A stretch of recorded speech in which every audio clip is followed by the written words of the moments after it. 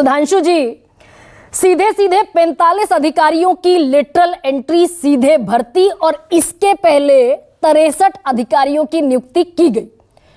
तो जो विपक्ष कह रहा है लिटरल एंट्री के जरिए भर्ती, यानी कि सीधे सीधे आरक्षण पर डाका, एससी पर, एसटी पर और ओबीसी के आरक्षण पर।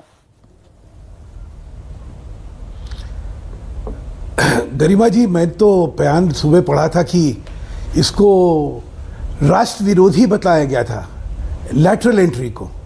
इसमें दो विषय अलग अलग हैं। लैटरल एंट्री होनी चाहिए या नहीं होनी चाहिए, और उसके अंदर आरक्षण होना चाहिए या नहीं होना चाहिए। अनुभव क्या है हमारा? आज तक किसी ने जवाब नहीं दिया कि मनमोहन सिंह जी की लैटरल एंट्री हुई थी या नहीं हुई थी, या मोंटेक सिंह आलूवालिया की हुई थी या नहीं थी। ऐसे तमाम अफसर हैं जिनकी लैटरल एंट्री हुई। और अभी आपने खुद ने जिक्र करा कि 63 अफसरों की लैटरल एंट्री हुई, उनमें से 57 अभी भी काम कर रहे हैं। तो आज तक तो ये विषय उठा ही नहीं। अब क्या हो रहा है कि हर चीज का हमें राजनीतिकरण करना है। एक लैटरल एंट्री के पीछे सारी व्यवस्था क्या है कि भाई आईएएस होते हैं, उनका प्रशिक्षण होता है वो किसी खास क्षेत्र के लिए नहीं होता है, कोई साइंस के लिए, कोई रेलवे के लिए, कोई किसी वो जनरल एडमिनिस्ट्रेशन के लिए होता है। और इस वजह से उनको जर्नलिस्ट हम लोग कहते हैं प्रशासनिक व्यवस्था के अंदर। लेकिन प्रशासनिक व्यवस्था के अंदर कुछ विषयों में, कुछ डिपार्टमेंट में, कुछ मिनिस्ट्रीज में आपको स्पेशलिस्ट चाहिए होते हैं, जिनकी विशेषज्ञ की तरह जानकारी होनी चाहिए, जो कि प्राइवेट सेक्टर से या किसी और सेक्टर से आ सकते हैं। और उनका जो अनुभव है या उनका जो ज्ञान है, उससे जो है यहाँ की प्रशासनिक व्यवस्था और देश का प्रशासन जो है वो एनरिच हो सके। यानी कि सुधांशु जी क्या ये मान ले, प्रावधान करेगा। हालांकि मैं इस पर आऊंगी, जो दो आपने category they the, lateral entry is right और रॉन्ग, और लेटरल एंट्री में आरक्षण का नहीं होना ये दूसरा विषय। लेकिन सुधांशु जी, ये तो पूरे यूपीएससी के प्रोसेस पर सवाल है कि हम प्राइवेट सेक्टर से टैलेंटेड, मोटिवेटेड लोगों को खोज रहे हैं। पूरे यूपीएससी के प्रोसेस पर सवाल है that we are not getting तो उसमें क्वालिफाइड ऑफिसर्स फ्रॉम देयर। नहीं, उसमें गलत क्या है? यूपीएससी सिर्फ आईएएस की भर्ती थोड़ी करता है, और सिर्फ आईएएस जो है वही ज्वाइंट सेक्रेटरी बनता है, ये किसने कह दिया? यहाँ डिप्टी सेक्रेटरी की या डायरेक्टर लेवल की अपॉइंटमेंट्स हैं। डायरेक्टर लेवल की अपॉइंटमेंट्स तो पता नहीं कहां से होती हैं। कोई सिविल सर्विसेज एग्जामिनेशन से अकेले थोड़ी आते हैं। तो जब आप प्रोसेस पे प्रश्न चिन्ह उठा रही हैं यूपीएससी के, तो ये तो मतलब मुझे उसका औचित्य जो है नहीं समझ आता है। क्योंकि यूपीएससी में जो भर्तियां होती हैं सिर्फ एक ही व्यवस्था से नहीं होती हैं। 50 अलग अलग तरह की नौकरी में यूपीएससी जो है वो लोगों को चुनता है और उनकी अपॉइंटमेंट होती है। लेकिन आरक्षण तो मिलता है ना सुधांशु जी, एक स्पेशलाइज्ड फील्ड के अंदर। जैसे मैं आरक्षण तो मिलता है, एससी को 17%, तो पहले दो मुद्दे अलग करें, एसटी को 7.5% और ओबीसी को 27%। नहीं गरिमा जी, मैं कह रहा हूं दो विषय अलग अलग पहले कर लेते हैं। तो पहले कि क्या लैटरल एंट्री होनी चाहिए या असंवैधानिक है, या फिर ये लैटरल एंट्री जो है देश के विरोध में है। मुझे इस पहले सोच पे जरा चिंता होती है कि जो आपने खुद ने हमेशा करा, आप सोचते हैं कि मनमोहन सिंह जी की लैटरल एंट्री आना देश के खिलाफ थी क्या? लेकिन मोंटेक सिंह आलूवालिया का इक्का दुक्का लेटरल एंट्री को मनमोहन सिंह आ गए, मोंटेक सिंह आलूवालिया आ गए, इक्का दुक्का विमल जालान आ गए। मैं और लेकर बैठी हूं सर सारी लिस्ट। ये जो इक्का दुक्का लेटरल एंट्रीज हैं, इनको हम अगर इक्विवेलेंट मानने लगे 63 अधिकारियों के, जो 57 अभी भी एग्जिस्टिंग है, या 45 अधिकारियों के रिक्रूटमेंट के, तो ये तुलना तो बेमानी है। फिर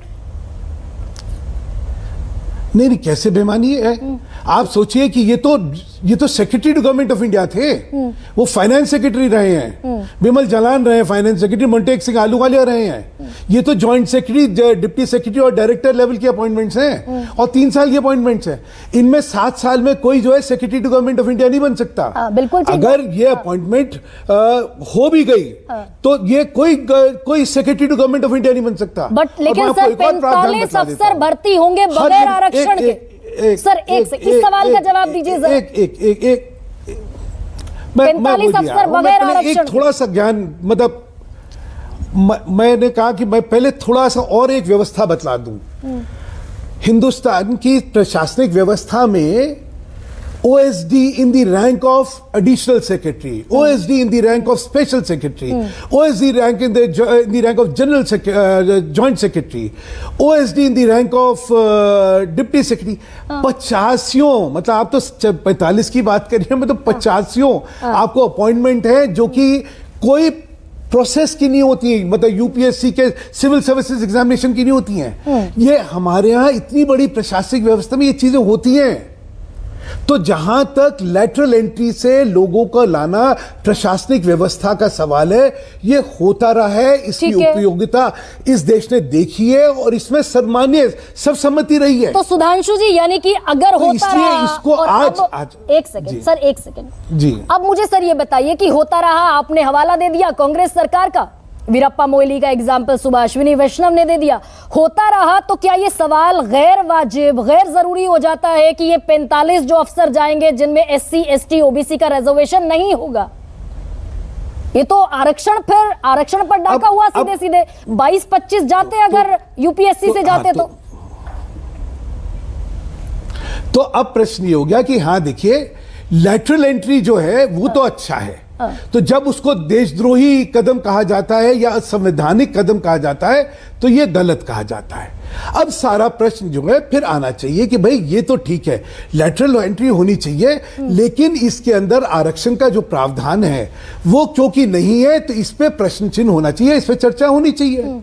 फिर तो ये प्रश्न आता है ना, तो पहले मैंने कहा ना, पहले मुद्दे को हम लोग जो है मुद्दे को पहले तय कर लें, हमारा मुद्दा क्या, अगले प्रश्न पर आ जाइए ना, जो है एक साथ नहीं लेना चाहिए। अगर ये विपक्ष कह रहा है कि भाई ये सीधा आरक्षण को गोल कर गई सरकार,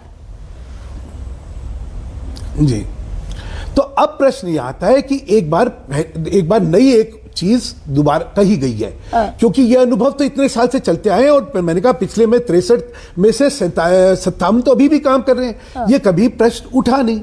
अब ये प्रश्न जब उठा है तो मुझे लगता है सरकार इस पे विचार करेगी। नहीं, सरकार को पता था सुधांशु जी, तक तो इस पे राजनीति नहीं हुई। एकदम ठीक कह रहे हैं। नहीं देखिए, ऐसा नहीं था, सरकार इससे अनजान थी सुधांशु जी। अच्छा, एक सर्कुलर निकाला था आप ही की सरकार की बात नहीं है जी सर, एक सेकंड, एक सर्कुलर निकाला था आप ही की सरकार ने। अच्छा, कौन सा 15 मई 2018 को, बोलिए, जिसमें ये नोटेड था, government post and services there shall be reservation for scheduled caste, scheduled tribe, other backward class candidates in temporary appointments which are to last for 45 days or more, वहां पर रिजर्वेशन लागू होगा। there shall be application of reservation। और यही बदल दिया आपने जब सुजाता चक्रवर्ती यूपीएससी के सेक्रेटरी को खत लिखती है, तो ये बदला गया ना। मुझे इसके बारे में अंदाजा नहीं है, तो इसके लिए टिप्पणी करना मेरे लिए शायद संभव नहीं होगा। मैं तो एक चीज जानता हूं कि ये जो 63 जो थे, ये जब अपॉइंट हुए थे और ये जो आज तक 57 चल रहे हैं, इनको लेके कभी प्रश्न चिन्ह उठे ही नहीं। और जो संघीकरण की बात हुई, अभी मैं एक और इसके साथ जुड़ा हुआ मुद्दा है जो मैं सामने रखना चाहता हूं, जो मुझे दुख होता है कि आप प्राइवेट सेक्टर से या दुनिया भर से आप जो अच्छे चुने हुए लोग, जिन्होंने अपने अपने क्षेत्रों में ख्याति प्राप्त करी है, उनकी अपॉइंटमेंट जब हुई है उसमें एक प्रश्न चिन्ह नहीं उठाओ। नहीं सर, कीजिए ना सुधांशु कि इनका करने का उद्देश्य जो है देखिए, बड़ा लार्जर सवाल इस पर है ही नहीं, बड़ा लार्जर सवाल तो आरक्षण पर है। अब एक